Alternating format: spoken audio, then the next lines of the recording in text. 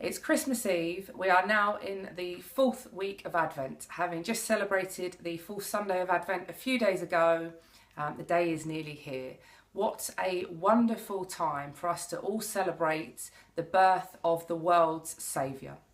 I absolutely love Christmas, and I find that Christmas often brings out the best in people. Sadly, this year it has also brought out the worst in many. It may come as no surprise that the corrupt left-wing BBC recently released their programming schedule for the Christmas period. Now, in 300 hours of broadcasting time, they have designated just 8 hours to programmes that relate to Christianity. Despite the fact that Christmas is a Christian celebration, the BBC didn't see it fit to give Christianity any more airtime than 8 hours, and half of those, 4 hours, were repeats from previous years. So, what better way for the BBC, which is a publicly funded corporation, to show utter contempt for Christians across this country? Maybe we shouldn't expect any more from a corporation that covered up paedophilia and child abuse for so many years. Perhaps a little more shockingly was the news that a florist in the Midlands, who for years and years, for a decade, has played Christmas carols in the streets to raise money for sick children, for a children's hospital. What a lovely selfless act that this man has kindly done year in, year out for sick children. And this year, the council saw it fit to threaten this man with legal action. They threatened to drag this man into court if he continued to play Christmas carols. So there'll be no money for the ill children this year. There'll be no money collected for the children's hospital. Last year, he raised hundreds of pounds. And this year, he has been told by the council that if he does so, he will be dragged into court. This is what we're dealing with right now in this country.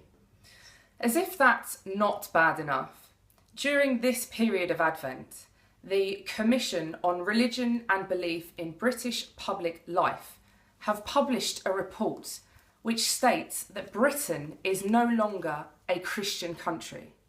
Now, this was chaired by a former senior judge, a female former senior judge. And she has had the audacity to call for this country, for Great Britain, to be de-Christianised. And this report was published during the period of Advent.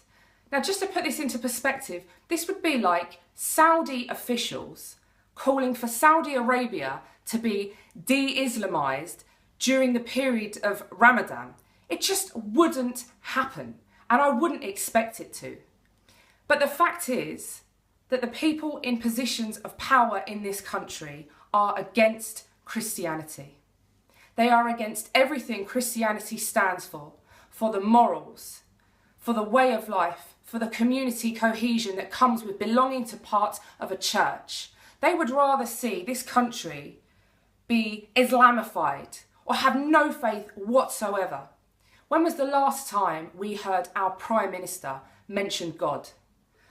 You won't hear the authorities, the people in positions of power in this country, you won't hear them mention God. You won't hear them mention Christianity or embrace Christianity because they are only interested in appeasing minorities. They want to erode Christianity. They want to see it disappear from Britain. We cannot allow these people to take Christ out of Christmas. As it is, there are people who are too scared this year to do their Christmas shopping because we have seen news report after news report saying that a terrorist attack in a shopping centre, in a busy town centre, is imminent and attacks have already been foiled. But despite that, our government are still bringing in tens of thousands of people from other countries before looking after our own. Tens of thousands of people from other countries who potentially could want to harm us.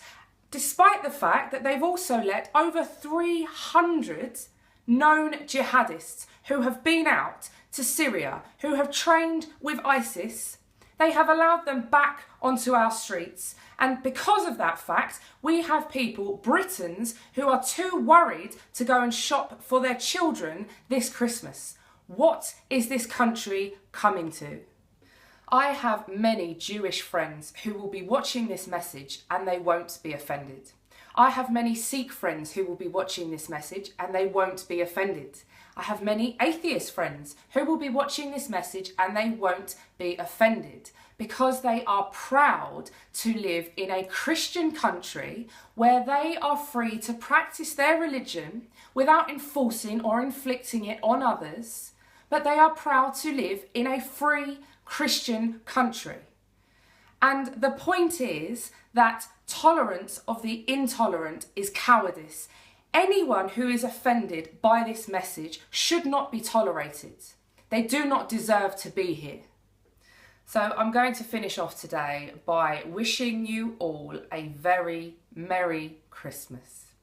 Not season's greetings, not happy holidays, not Merry Xmas, as the liberal left-wing authorities would prefer to call it. No, I'm wishing each and every one of you a Merry Christmas. I hope you all have a wonderful time, and may God's blessings be upon us all as we remember the true meaning of this wonderful celebration, the birth of our Saviour, Jesus Christ.